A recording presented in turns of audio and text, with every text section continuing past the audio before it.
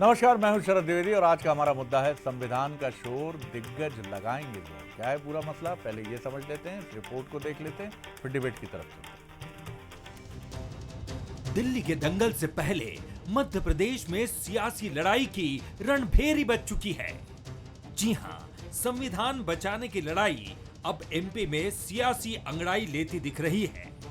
महू में कांग्रेस की महारैली से पहले भारतीय जनता पार्टी संविधान गौरव यात्रा के बहाने शक्ति प्रदर्शन करने जा रही है। इसे कांग्रेस की जय बापू, जय भीम, जय संविधान यात्रा से पहले बीजेपी का जवाबी मास्टर स्ट्रोक कहा जा सकता है। प्रदेश में बीजेपी चला रही संविधान गौरव अभियान। बीजेपी के 7 बड़े नेता 7 संभाग में संभालेंगे कमान। संविधान गौरव दिवस कार्यक्रम में करेंगे शिरकत। संभागों में होगी बड़े बीजेपी नेताओं की सभा। केंद्रीय गृह मंत्री अमित शाह भोपाल में संभालेंगे मोर्चा।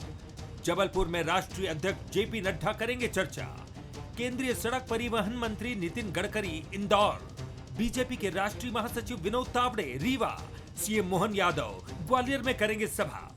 2 और बड़े नेता उज्जैन और सागर में दिखाएंगे दम। 27 जनवरी को महू से शुरू होगी कांग्रेस की यात्रा। कांग्रेस की जय बापू, जय भीम, जय संविधान यात्रा। शुरुआत में राहुल, प्रियंका खड़गे होंगे शामिल। देश भर में बड़े कांग्रेस नेता यात्रा में करेंगे शिरकत। फिलहाल संविधान पर सियासी लड़ाई का सेंटर मध्य प्रदेश बनता दिख रहा है। संविधान पर दोनों तरफ से शक्ति प्रदर्शन हो रहा है, तो बयानों के बाण भी खूब चल रहे हैं। आज 75 वर्ष जब संविधान की इस गौरवमय यात्रा के पूर्ण हो रहे हैं, तो पूरे देश में संगोष्ठियां कर रही है भारतीय जनता पार्टी। हमारे नेता जा रहे हैं और बाबा साहब के असल विचारों को जन जन तक पहुंचा रहे हैं। कांग्रेस के लिए तो दिखावा है। जिस कांग्रेस ने बापू का विचारों का हत्या की, बाबा साहब को अपमानित किया और संविधान को बंद कमरे में रखने का प्रयास किया, वो आज राजनीति के लिए ढोंग रच रहे हैं और ये जनता के सामने है। भारतीय जनता पार्टी के अमित शाह जी ने जो अपमानित शब्दों का उपयोग किया था बाबा साहब अम्बेडकर के लिए, उससे जो जनाक्रोश हुआ पूरे देश में, उसका ही अब ये रिएक्शन है कि भारतीय जनता पार्टी भी अपने अभियान चला रही है। केंद्रीय गृह मंत्री अमित शाह के बाबा साहेब के कथित अपमान वाले बयान के बाद घमासान शुरू हुआ, तो बीजेपी की तरफ से कांग्रेस के फोटो जारी करके अंबेडकर के अपमान की सियासत परवान चढ़ी। संसद भवन से निकली चिंगारी को कांग्रेस महू से ज्वाला में तब्दील करने की तैयारी ही कर रही थी कि बीजेपी संविधान गौरव अभियान के सहारे मैदान में कूद पड़ी। फिलहाल संविधान का शोर खूब सुनाई दे रहा है, जिसको लेकर कांग्रेस बीजेपी के दिग्गज मध्य प्रदेश में जोर लगाते नजर आएंगे। एक बार फिर नमस्कार। तो ये भारतीय जनता पार्टी और कांग्रेस की आपस में एक और तैयारी है, एक दूसरे को चुनौती देते हुए, और निश्चित तौर पर काफ़ी दिलचस्प होगा ये, क्योंकि अंबेडकर जी जो हमारे संविधान निर्माता हैं, उनको लेकर काफ़ी महत्वपूर्ण तरीके से बीजेपी और कांग्रेस के बीच रीसेंट पास्ट में काफ़ी टकराहट की स्थितियां बनी हैं और एक दूसरे को कटघरे में खड़ा करने की स्थितियां बनी हैं। पहले उन सवालों पर नज़र डाल लेते हैं जिनके इर्द गिर्द हम कोशिश करेंगे ये बातचीत केंद्रित रहेगी। तो देखिए, पहला सवाल कह रहा है कि अंबेडकर के सम्मान पर मध्य प्रदेश में क्यों मचा है सियासी घमासान। दूसरा सवाल है, क्या बाबा साहब के बहाने पार्टियां राजनीति चमका रही हैं। और तीसरा सवाल है कि तेरे अंबेडकर मेरे अंबेडकर से क्या सियासी दलों का वोट बैंक बढ़ता है। ये भी काफ़ी अहम सवाल है। जो मेहमान हमारे साथ हैं उनसे मिल लीजिए। स्टूडियो में मेरे साथ हैं वरिष्ठ पत्रकार, राजनीतिक विश्लेषक संदीप पौराणिक जी। बहुत स्वागत करता हूं संदीप जी। साथ ही हैं अवनीश बुंदेला जी, प्रवक्ता हैं, युवा नेता हैं कांग्रेस के, वो हमारे साथ रहेंगे, उनका बहुत स्वागत। और आशीष शर्मा जी हैं, वरिष्ठ बीजेपी नेता, वरिष्ठ विधायक, उनका भी मैं बहुत स्वागत करता हूं। और अभी उनकी एक प्रतिभा का परिचय मुझे पता चला जब दादा गुरु, जो नर्मदा परिक्रमा करने वाले मध्य प्रदेश के एक अद्भुत संत हैं।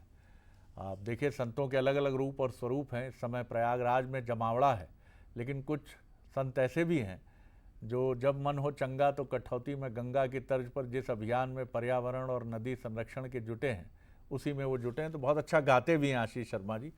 कभी मौका होगा तो अलग किसी सांस्कृतिक कार्यक्रम में उनके साथ बैठेंगे। संदीप जी, जरा मुझे समझाइए कि ये जिस तरह से अब मुझे लगता है कि जब जयंती आएगी अंबेडकर जी की, तब तक ये मसला और ज़्यादा परवान चढ़ेगा और ज़्यादा टकराहट इसमें होगी। किस तरह से आप देखते हैं कि ये जो लड़ाई है अंबेडकर जी को लेकर कहाँ तक जाएगी, और क्या लोग इसको राजनीतिक खींचतान समझते हैं, पैंतरा समझते हैं, या वो भी ट्रैप में उलझ जाते हैं राजनीतिक दलों के? देखिए शरद जी, अंबेडकर जी हों, महात्मा गांधी हों, तमाम लोग हों, राजनीतिक दलों ने अपने तरह से उनका उपयोग किया। ठीक है, दोनों दल ये कहते हैं कि दूसरे ने अपमान किया, तो कभी ये दोनों कभी कहेंगे कि सम्मान भी किसी ने किया? एक बड़ा सवाल उठता है। हम शुरू के आज़ादी के 3 दशक 4 दशक तक देखते हैं तो राजनीतिक दलों में ये प्रतिस्पर्धा नहीं थी कि ये हमारा ये तुम्हारा। लेकिन अब क्या हो गया है कि ये तुम्हारे हो गए और ये हमारे हैं। तो अपना बनाने की कोशिश में राजनीतिक दल हमेशा लगे रहते हैं। जहाँ तक आपने बाबा साहब अम्बेडकर की बात की, तो शरद जी, मध्य प्रदेश की अगर हम बात करते हैं आके, तो 17% और 21%, लगभग 40% वोट बैंक है जो बाबा साहब के इर्द गिर्द कहीं ना कहीं घूमता है। तो राजनीतिक दलों की कोशिश ये है कि ये 40% वोट तो हमारे पास, इसमें से ज्यादा वोट हमें हासिल हो जाए। और जनता, जो आप कह रहे हैं, ट्रैप होती है शरद जी। लोक लुभावन बातें होती हैं, भावनात्मक जब आप बात करते हैं तो जनता पर उसका असर पड़ता है। यही कारण है कि कांग्रेस जहां एक रैली निकालने जा रही थी तो बीजेपी ने 7 जगह, एक नहीं 7 जगह, कांग्रेस एक जगह होगी और बीजेपी 7 जगह होगी। तो कुल मिलाकर के हमें यह समझना चाहिए कि ये राजनीति है और पूरी तरह किसी के सम्मान और अपमान की नहीं है, बल्कि ये वोट की राजनीति। मुझे लगता है मान और सम्मान तो ये राजनीतिक दलों को करना चाहिए और दिखना भी चाहिए कि सम्मान कर रहे हैं, लेकिन ये जो हो रहा है ये मुझे लगता है कि सिर्फ वोट के लिए है। जी, आशीष जी, आप किस तरह देखते हैं जिस तरह की यात्रा कांग्रेस निकाल रही है और डॉक्टर भीमराव अंबेडकर को लेकर जिस तरह की एक जंग भी कांग्रेस की तरफ से बीजेपी को लेकर छेड़ी गई है और उसका जवाब बीजेपी भी दे रही है, और दरअसल ये मसला तो काफ़ी आरंभ से दोनों के बीच में ही रस्साकशी का विषय रहता है। आपका यानी बीजेपी का आरोप रहता है कि डॉक्टर अंबेडकर का सम्मान नहीं किया, उन्हें पीछे धकेला, और कांग्रेस कहती है कि ये बीजेपी का निहित स्वार्थ है और वो सिर्फ लोगों को भ्रम में ढालने के लिए ऐसे आरोप लगाती। किस तरह देखते हैं आप कांग्रेस की मध्य प्रदेश और डॉक्टर अंबेडकर की जयंती से जुड़ी योजनाओं को? जी देखिए शरद जी, कांग्रेस उन मुद्दों पर राजनीति करना चाहती है जो मुद्दे वास्तव में मैं ऐसा मानता हूं कि डॉक्टर भीमराव अंबेडकर जी हो, संविधान हो, या दलित, पिछड़ा, अनुसूचित जाति जनजाति वर्गों की भावनाओं को उद्वेलित करने का काम हो। कांग्रेस के नेताओं ने जितनी यात्राएं इस मध्य प्रदेश से निकाल कर ले गए, चाहे इनकी भारत जोड़ो यात्रा हो, चाहे और कितनी सारे कार्यक्रम इन्होंने किए हो, लेकिन इनकी यात्राओं का प्रभाव समाज पर या उन मतदाताओं पर नहीं पड़ा। जी, जो चुनाव लोकसभा का गया, मध्य प्रदेश में विधानसभा का चुनाव हमने देखा, विभिन्न राज्यों में चुनाव देखा, इन्होंने एक्सट्रीम जितना ज्यादा कीचड़ मचा सकते थे उतना मचाने का प्रयास कांग्रेस चुनाव के समय करती है। लेकिन भारतीय जनता पार्टी इनसे बहुत आगे निकल चुकी है। देश की जनता का विश्वास इस पार्टी में जगा है, और मैं मानता हूं कि यह यात्रा भी जिन उद्देश्यों को लेकर निकाली जा रही है, उन उद्देश्यों को में कभी राजनीतिक उद्देश्यों में कांग्रेस सफल नहीं होगी। संविधान हमारा पवित्र ग्रंथ है, और जिन बातों को लेकर कांग्रेस ये यात्रा निकाल रही है, ऐसा कुछ देश की आम जनता में या भारत रत्न डॉक्टर भीमराव अंबेडकर जी को मानने वाले करोड़ों भारतीयों के मन में नहीं है। हमने संविधान की भावनाओं का सदैव सम्मान किया है और संविधान के दायरे में रहकर ही सरकार चलाई है। हमने किसी सरकार को गिराया नहीं है। हमने अपने हित के लिए, अपने सदस्यता के लिए देश में जी आशीष जी, अब मध्य प्रदेश का वो घटनाक्रम तो क्या वो फूल टूट कर आपकी झोली में गिर पड़ा, क्या करेंगे आप? जी, 2020 का घटनाक्रम जो था सरकार बदलने का, वो तो एक पुष्प था, टूट के गिर पड़ा आपकी झोली में। जी, लेकिन शरद जी, हम बार बार सरकार बना रहे हैं जी, और उन राज्यों में भी सरकार बन रही है जहां पर हम सरकार में थे, सत्ता विरोधी लहर हो या चाहे कुछ भी हो। कांग्रेस और विपक्ष ने जितना निचले स्तर की राजनीति करके समाज को बांटने का काम किया, वो उसमें सफल नहीं हुए। इसलिए मैं मानता हूं, चाहे ये संविधान को लेकर यात्रा निकाले, चाहे राष्ट्रपिता के नाम पर यात्रा निकाले, राष्ट्रपिता के विचारों को सबसे ज्यादा तिलांजलि देने वाली कोई पार्टी है तो वो कांग्रेस पार्टी है। लेकिन पूज्य बापू के विचारों को लेकर, डॉक्टर भीमराव अंबेडकर जी का जो संविधान को लेकर स्वप्न था, उसको साकार करने का काम भारतीय जनता पार्टी की सरकारें कर रही है। इसलिए इनकी यात्रा से कोई फर्क पड़ने वाला नहीं, समाज के हर वर्ग का समर्थन और इसने भारतीय जनता पार्टी के साथ है। कोई फर्क नहीं पड़ने वाला। बुंदेला साहब, बीजेपी का आशीष जी का साफ कहना है कि सिर्फ एक पॉलिटिकल आपका गिमिक है ये, कि आप एक राजनीतिक बाजीगरी दिखाने की कोशिश कर रहे हैं अंबेडकर जी को लेकर, और इससे बहुत फर्क नहीं पड़ेगा। जवाब दीजिए। बड़े आश्चर्य की बात है सर कि देखिए, हमने सबसे पहले एक कार्यक्रम दिया कि हम 27, पहले 26 था, फिर 27 हुआ कि हम मऊ में आकर पूरी कांग्रेस की लीडरशिप आके संविधान की रक्षा की, क्योंकि हमने देखा किस तरह गृह मंत्री साहब ने, अमित शाह जी ने सदन में खड़े होकर बाबा साहब अंबेडकर के बारे में जो शब्द कहे पूरे देश ने सुने, और कहीं उन्होंने माफ़ी नहीं मांगी, क्योंकि ऐसा लगता है कि भाजपा के लोग माफ़ी नहीं मांगते। और उसके बाद बड़ा अच्छा संदीप जी ने कहा कि हम एक जगह कर रहे, उसको उसकी नकल करते हुए उसके कहते ना उसके विरोध में इन्होंने 7 जगह कर दिए। बिल्कुल सही कहा संदीप जी ने। तो सर जी, वो सबसे बड़ी बात, ये संविधान की बात, बाबा साहब अंबेडकर की बात आती कहाँ से? बाबा साहब अंबेडकर को तो सबने, कोई पहला मौका नहीं है। नागपुर से के कार्यालय से कई बार ऐसी बात आई है कि उन्होंने अंबेडकर के लिए या दलित समाज के लिए कई आपत्तिजनक शब्द कहे हैं, भरे पड़े हैं रिकॉर्ड। बाकी संविधान की बात है शरद जी, लोकसभा चुनाव में इन्हीं ने कहा था अब की बार 400 पार की आवश्यकता है, 368 की आवश्यकता है, क्योंकि संविधान में बदलाव की आवश्यकता है। ये हमने नहीं कहा, भाजपा के कई सारे नेताओं ने चुनावी रैलियों में कहा। और उसके बाद जब मोदी जी को लगा एक जो पहले चुनाव के बाद, मतलब जो एक पहले स्टेज के चुनाव के बाद, कि ये कुछ गड़बड़ हो गई, तो शरद जी आपने देखा होगा फिर मंगलसूत्र लेकर आते हैं प्रधानमंत्री जी, गाय और भैंस लेकर आते हैं, तमाम इस तरह की चीज़ें लेकर आते हैं कि प्रधानमंत्री की भाषा नहीं होनी चाहिए। वो सारी बातें हमने सुनी शरद जी। तो अब क्या हुआ, 400 पार का नारा लगाया था, अब 240 पर आकर अटक गए। अब स्थिति शायद लगता है अमित शाह जी ने जो बाबा साहब अंबेडकर के विषय में जो शब्दावली कही शरद जी, वो परिलक्षित हो रहा है वर्तमान में पूरे देश में। पहले भी अत्याचार हो रहे थे, पिछले 10 साल में मॉब लिंचिंग हो रही थी दलित आदिवासियों पर, लेकिन ऐसा लगता है अमित शाह जी ने जो अंबेडकर अंबेडकर अंबेडकर उनके बारे में आपत्तिजनक शब्द कहे ना शरद जी, वो स्पष्ट कर दिया कि हाँ, भाजपा के लोगों को, उनकी ट्रोल आर्मी को, उनके कार्यकर्ताओं को, उनसे जुड़े लोगों को लाइसेंस मिल गया कि आप दलित आदिवासियों पर अत्याचार करो, उनकी हत्याएं करो। मध्य प्रदेश में तो बतेरी घटना भरी पड़े हैं, आप देख लें। तो वही कारण है शरद जी कि हमने संविधान की रक्षा के लिए, हमारा प्रयास है कि हम जन जन तक पहुंचें, दलित आदिवासियों को उनके अधिकार की हम प्राप्ति करा पाएं, और बाबा साहब अंबेडकर का सम्मान सर्वोपरि है।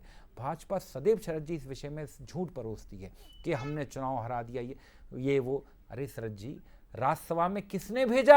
एक विधायक था सिर्फ बाबा साहब अंबेडकर की पार्टी का, कांग्रेस और हमने आखिरी समय तक उनका टिकट, हमने प्रयास किया कि वो कांग्रेस पार्टी से लड़े। लेकिन बाबा साहब अंबेडकर की यही तो खूबी थी कि उन्होंने जिस संविधान को बनाया था, तो उन्होंने कहा था नहीं, संविधान मुझे अधिकार देता, भले ही मैं चुनाव हारूं या जीतूं, मैं अपनी पार्टी से लड़ूंगा। और कांग्रेस, आप भी संविधान की मर्यादाओं का पालन करते हुए आप भी अपनी पार्टी से अपना प्रत्याशी खड़ा करें। तो शरद जी, हम सम्मान करते हैं उनका। और उसके बाद हमको लगा कि बाबा साहब अंबेडकर जैसे महान व्यक्तित्व के धनी को सदन में आना चाहिए। हमने उनको अपर हाउस में, हमने राज्यसभा में लेकर गए। और भारतीय जनता पार्टी क्या बात कर रही है, चल, ये हमें कहने की, साबित करने की आवश्यकता नहीं है जी।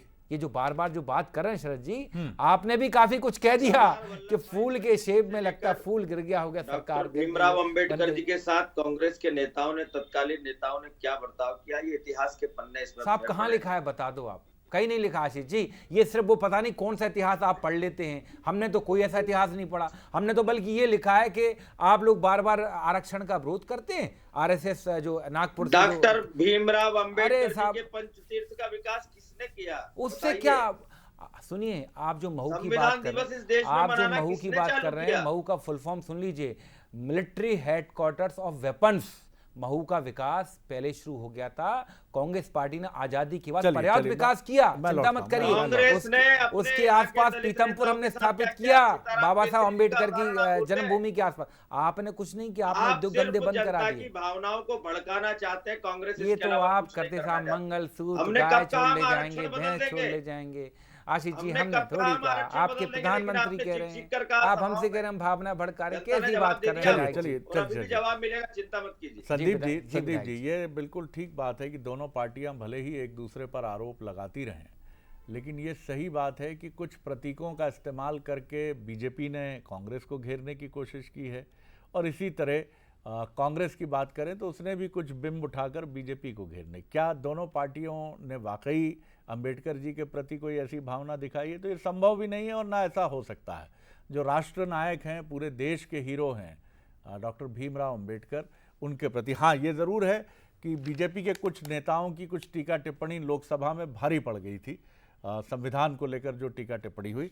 आगे आप कैसे देखते हैं कि अंबेडकर जी को लेकर क्या वाकई जो अनुसूचित जाति वोट बैंक है, भारतीय जनता पार्टी वो रिपल्स, वो लहर क्रिएट कर पाएगी अंबेडकर जी के नाम के आधार पर कि सारा कांग्रेस का दिखावा है, और कहीं उसको कुछ ऐसी लूज बॉल्स भी मिल जाएंगी जो कई बार जाने अनजाने में कांग्रेस उनको थमा देती है और कांग्रेस को भी बाद में समझ में आता है कि क्या गड़बड़ हो गई है? जी बिल्कुल शरद जी, आप सही बात कह रहे हैं। बीजेपी पूरी रणनीतिक तौर पे आगे बढ़ती है, और ये जो महू वाला कार्यक्रम है कांग्रेस का, अगर उन्हें 7 नेताओं को एक साथ उतारने की बात की, 7 अलग अलग कार्यक्रम, तो उनकी रणनीति का हिस्सा है। मुझे इसमें एक थोड़ी सी और चीज़ नज़र आती है शरद जी, वो हो सकता है ठीक ना हो। इस पूरे घटनाक्रम से खैर कद तो बापू का कम नहीं किया जा सकता है, लेकिन राजनीतिक तौर पर बड़ा मुद्दा बने जा रहे हैं बाबा साहब। बापू कहीं पीछे छूटते जा रहे हैं। संविधान की बात इतनी ज्यादा होने लगी है कि बापू के क्रियाकलापों की, तमाम चीजों की चर्चाएं उतनी नहीं होती। तो मुझे लगता है कि वोट बैंक, जो भारतीय राजनीति में वोट बैंक का महत्व है, उसके लिए राजनीतिक दल ज्यादा जोर दे रहे हैं। यही कारण है कि संविधान और बाबा साहब की ज्यादा चर्चा हो रही है। और आने वाले समय, जैसा आपने कहा, मुझे लगता है कि कांग्रेस ऐसी लूज बॉल दे देगी जो आने वाले कई साल तक बीजेपी के लिए काम आएगी। आशीष जी, ये भी एक बड़ा सवाल है कि अनुसूचित जनजाति के लिए जो कोशिशें लगातार, जिनका दावा और जिनकी पहल भी बीते कुछ समय में हमने देखी है, उसके पीछे मैं ये नहीं कहूँगा कि विशुद्ध राजनीतिक उद्देश्य ही है भारतीय जनता पार्टी का, लेकिन आखिर आप दोनों चुनावी राजनीति में हैं तो उद्देश्य भी मैं ये नहीं कहूँगा कि बहुत छिपा हुआ रहता है। अनुसूचित जाति वर्ग के लिए ज़रूर आपकी जो कोशिशें हैं वो अभी तक उस तरह से मैं नहीं कहूँगा कि नाकामयाब रही हैं, लेकिन वहाँ बहुत ज़्यादा कामयाबी आपको नहीं मिली है। हाँ, उसका एक कारण बीजेपी के रणनीतिकार ये भी मानते हैं कि कहीं दुष्प्रचार है, और वो दुष्प्रचार संविधान और आरक्षण के इर्द गिर्द अधिक घूमता है। इसको काउंटर करने की क्या मजबूत रणनीति आपके नेताओं के, इन 7 नेताओं के माध्यम से हम क्या देख सकते हैं? देखिए शरद जी, जिन लोगों को गुमान हुआ करता था एक समय में कि ये समाज हमारा वोट बैंक है, उनके गुमान को जनता ने धराशायी कर दिया। लेकिन भारतीय जनता पार्टी जो है वो समाज के इन वर्गों के लिए सदैव काम करती है। हम सिर्फ दिखावा नहीं करते, हम इनके कल्याण के लिए काम करते हैं। और इसलिए हमारी सरकार की नीतियों से ये जो वर्ग है इनको लाभ मिला है। इनकी शिक्षा का स्तर पहले से बेहतर हुआ है, रोटी कपड़ा मकान की व्यवस्था पहले से अच्छी हुई है, और इसलिए इनके लाख दुष्प्रचार के बावजूद भी ये वर्ग भारतीय जनता पार्टी की नीतियों से जुड़कर आज हमारे साथ बड़ी संख्या में आ रहा है। चिंता तो कांग्रेस को करना चाहिए कि उनसे ये वोट बैंक क्यों छिटका, क्यों आपके पास से चले गए, क्योंकि इन्होंने बरसों तक देखा कि चुनाव आता है तब गरीबी हटाओ का नारा लगाया जाता है, लेकिन गरीबी नहीं हटती। चुनाव के समय आते हैं लॉलीपॉप लेके, लेकिन मकान नहीं बनता, शुद्ध पेयजल नहीं मिलता, बेटा बेटी की शिक्षा दीक्षा की व्यवस्था, इलाज की व्यवस्था नहीं होती। और इसलिए जब समाज के इन कमजोर वर्गों के लिए उत्थान के लिए भारतीय जनता पार्टी ने काम किया तो इसके परिणाम सामने आ रहे हैं। महाराष्ट्र देख लीजिए, उत्तर प्रदेश देख लीजिए, हरियाणा देख लीजिए, इन वर्गों की सीटों में हम सर्वाधिक जीते हैं। पहले से प्रदर्शन हमारा बहुत बेहतर हुआ है, और जो लोग छाती ठोक कर कहते थे कि इनका वोट तो हमारे पास से कहीं जाएगा नहीं, आज वहां से वोट निकलकर भारतीय जनता पार्टी की झोली में आ रहे हैं। और ये सरकार के नित्य प्रति के काम के कारण ही लोगों में विश्वास कायम होता है। कांग्रेस तो हमेशा कहीं भी कोई घटना हो जाती समाज में जाके उत्पीड़न का मामला लेकर उसको प्रचारित करती है, लेकिन उसकी असलियत क्या है ये भी समाज को मालूम पड़ना चाहिए। और इसलिए मैं ऐसा मानता हूं शरद जी कि आज के समय में ज्यादा बरगलाना किसी को आसान नहीं है। जो इनका मीडिया विभाग है, जो विपक्षी दलों का मीडिया विभाग है, वो तरह तरह की चीजें इन वर्गों में परोसता है। चलिए मैं जवाब आपके साथ अन्याय हो रहा है, अत्याचार हो रहा है, लेकिन मैं जवाब समाज अब समझने लगा है कि किन्होंने हमारे जीवन में कल्याण के लिए काम किया। आशीष जी की इस बात में अवनीश जी दम और तथ्य नज़र आता है कि हरियाणा में जो आपकी लड़ाई थी वो दलित वर्सेस ओबीसी लीडर के बीच कुछ ऐसी उलझी कि अच्छी भली गाड़ी जो मंजिल मकसूद की तरफ भागी जा रही थी वो पटरी से ही उतर गई। शैलजा कुमारी जी और आपके जो दूसरे नेता थे, मध्य प्रदेश में भी 2003 में दलित एजेंडा ओबीसी और अनुसूचित जाति के बीच खींचतान का मंच बना और माना गया सरकार नहीं बनी। तो लड़ाई आप लड़ने तो उतर रहे हैं, पहले आंतरिक जो आपकी चुनौतियां उनसे तो निपट लें।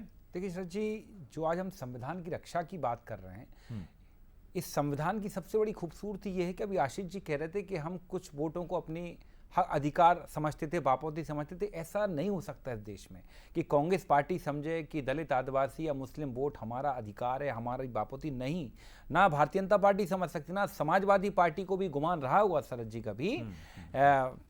लेकिन आप देखें कि यादव और मुस्लिम वोट हमारे, ये शरद जी कहीं नहीं है। इस देश का संविधान इस तरह से डिज़ाइन किया गया है कि कोई भी व्यक्ति कहीं भी वोट कर सकता है और कोई भी किसी को गुमान नहीं हो सकता है। अगर ऐसा नहीं होता तो योगी जी को भी बहुत गुमान रहा होगा। अभी जो कह रहे थे कि हम 80 में से 70 सीटें जीते लोकसभा में, शरद जी क्या हुआ?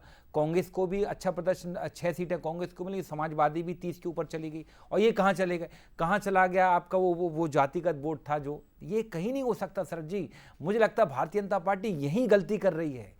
और हम तो साफ कहते हैं, ठीक है आपको लगता है आपने हमारे कंपटीशन में 7 रैलियां आयोजित कर दी, करिए, लेकिन हम फिर भी कहेंगे सबसे पहले बाबा साहब अंबेडकर के विचारों को आत्मसात करिए। आपको आवश्यकता है वहां घुसपैठ करने की, क्योंकि आपको वोट चाहिए। हमको घुसपैठ करने की आवश्यकता नहीं है, क्योंकि हमको उस मानस ने शुरू से कहीं ना कहीं माना है। उनको मालूम है कि उनके विकास के लिए सिर्फ हमने काम किया है, आपने सिर्फ उनके नाम पर राजनीति की है। संदीप जी, कंक्लूड करूंगा, बहुत कम वक्त है मेरे पास। महत्वपूर्ण बात यही है कि बीजेपी एक ऐसी पार्टी भी है जो उन रीजनल पार्टीज़ को जो मोनोपोलाइज कर रही थी समाज के कुछ वर्गों को लेकर, उत्तर प्रदेश में बीएसपी, महाराष्ट्र में आप देखिए कि एनसीपी के 2 धड़े, शिवसेना के 2 धड़े।